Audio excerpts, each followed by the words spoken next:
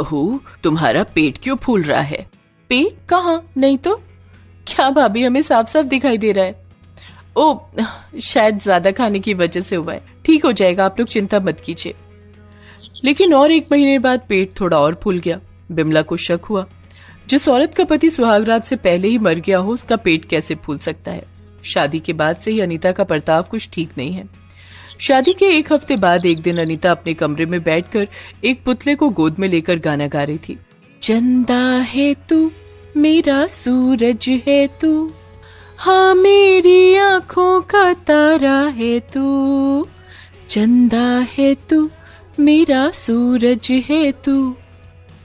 और कमरे के बाहर से अनीता की सास बिमला और ननद पूर्वा ये देख रही हैं।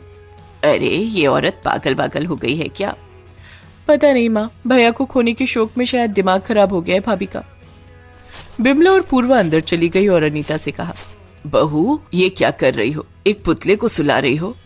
हाँ माँ, मैं तो हमेशा से एक बच्चा चाहती थी, लेकिन देखते ही देखते क्या से क्या हो गया, वो चले गए। अनीता की आंखें भर आई। 1 हफ्ता पहले ही उसकी शादी हुई थी। मंडप में शादी खत्म होने के बाद ही उसके पति रौनक के पास एक चिट्ठी आई। अरे, ये किसकी चिट्ठी है? पढ़ के देखता हूँ। रौनक आर्मी ऑफिसर था और वो चिट्ठी आर्मी की तरफ से ही आई हुई थी। बॉर्डर में जंग छिड़ गई है, मुझे अभी जाना होगा। ये सुनकर अनीता अपने आप को संभाल नहीं पाई। तो फिर हमारी सुहागरात का क्या होगा रौनक? जंग से लौटने के बाद हम सुहागरात मनाएंगे। तुमने मुझे प्रॉमिस किया था रौनक कि तुम मुझे एक बच्चा दोगे। मुझे बच्चे बहुत पसंद है। हमारा बच्चा होगा अनीता, बस थोड़ा इंतजार कर लो। जंग से लौटने के बाद मैं दिन रात तुम्हारे साथ बिताऊंगा। रौनक जंग लड़ने चला गया। अनीता ससुराल चली गई और रौनक के फोन का इंतजार करती रही। 2 दिन बीत गए लेकिन रौनक का कॉल नहीं आया। अनीता बेचैन हो गई।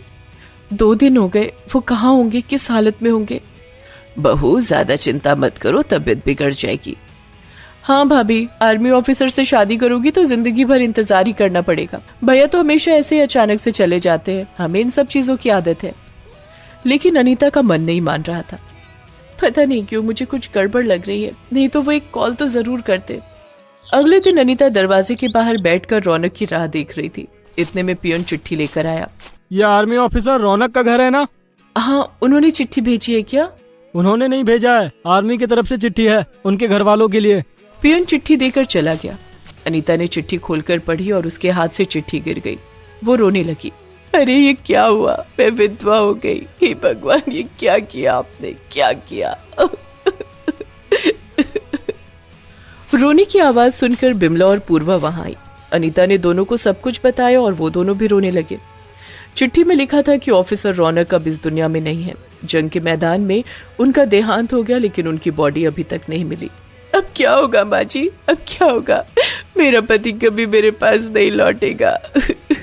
मेरा बेटा, मेरा बेटा।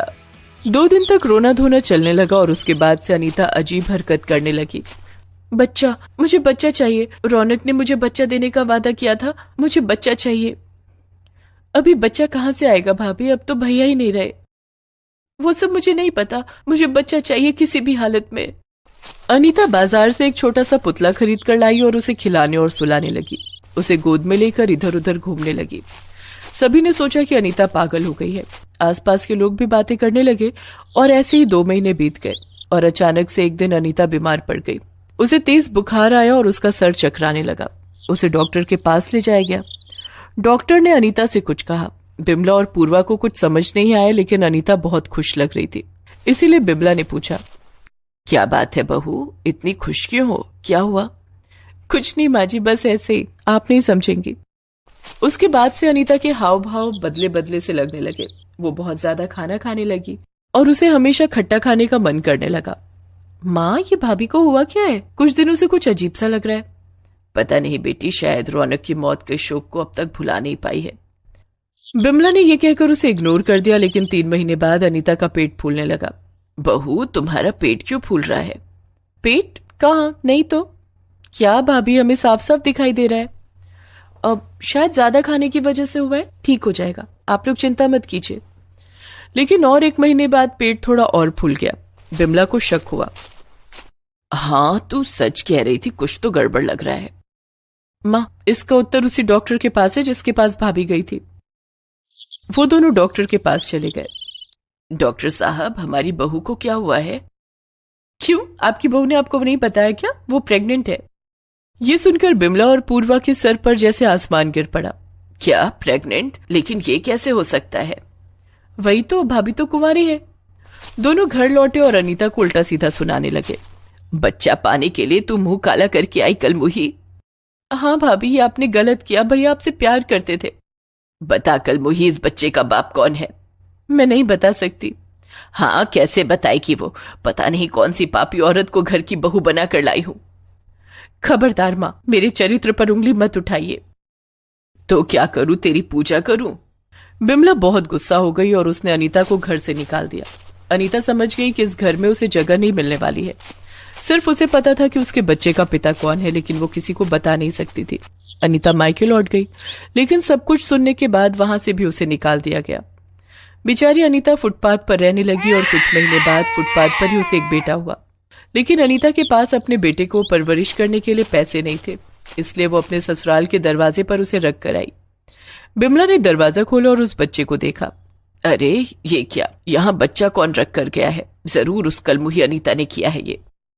बिमला दरवाजा बंद करने जा ही रही थी कि तभी उसने देखा कि उस बच्चे के दाहिने गाल पर एक तिल है। अरे, मेरे बेटे के गाल पर भी एक तिल था, वो भी दाहिने गाल पर। ये कैसे संभव है? बिमला आश्चर्यचकित होकर खड़ी थी कि तभी एक कांड हो गया। रौनक बिमला के सामने आकर खड़ा हो गया। माँ, कैसी हो आप? अरे बेटा, तू कैसे आया? चिट्ठी में तो लिखा था कि तू। वो सब झूठ था माँ, मुझे एक सीक्रेट मिशन पर भेजा गया था, इसलिए मुझे मरने का नाटक करना पड़ा। लेकिन इस बीच मैं चुपके से एक रात को घर आया था और केवल अनीता से मिल पाया था। उसे मैंने मेरे बारे में किसी को बताने से मना किया था, इसलिए वो आप लोगों को कुछ नहीं बताई। अब जाकर बिमला और पूर्वा सब कुछ समझ पाई। इसका मतलब ये बच्चा तेरा है? इसका मतलब बहू ने कोई पाप नहीं किया है? मैं फालतू में उस पर शक किए जा रही थी। बेटा, तू बहू को ढूंढ कर ला। रौनक तुरंत बाहर गया और बहुत ढूंढने के बाद आखिरकार उसे अनीता मिल गई। वो अनीता को लेकर घर आया। बिमला और पूर्वा ने उससे माफी मांग ली और उसके बाद सभी खुशी खुशी रहने लगे।